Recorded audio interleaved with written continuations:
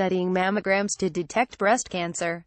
A study from the American Cancer Society estimates that a woman living in the United States will have a 1 in 8 chance of getting breast cancer.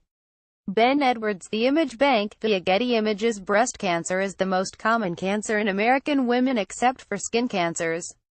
Researchers at the American Cancer Society estimate that there will be 252,710 new cases of invasive breast cancer in women in the United States in 2017. Some 40,610 women will die from the disease. In addition, there will be 63,410 cases this year of carcinoma in situ, abnormal cells that may be an early form of cancer.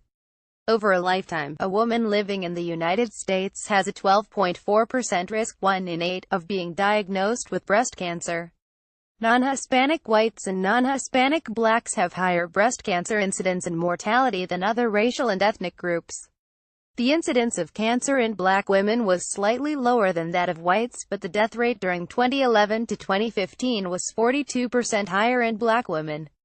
Scientists have now identified at least 5 subtypes of breast cancer.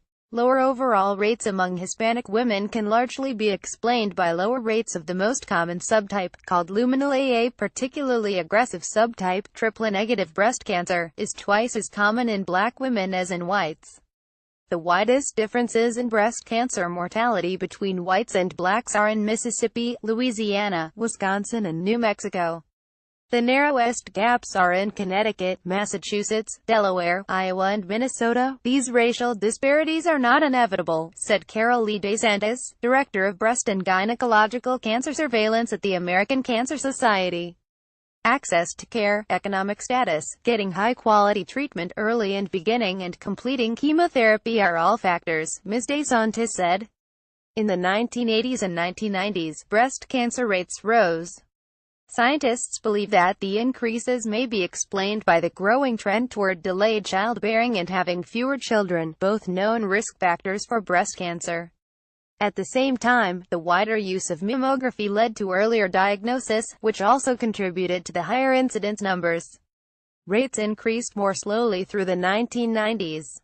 There was a decrease in rates in 2002 and 2003, primarily in white women. Reduced use of menopausal hormone therapy in those years may be part of the explanation. Death rates from breast cancer have declined 39% from 1989 through 2015.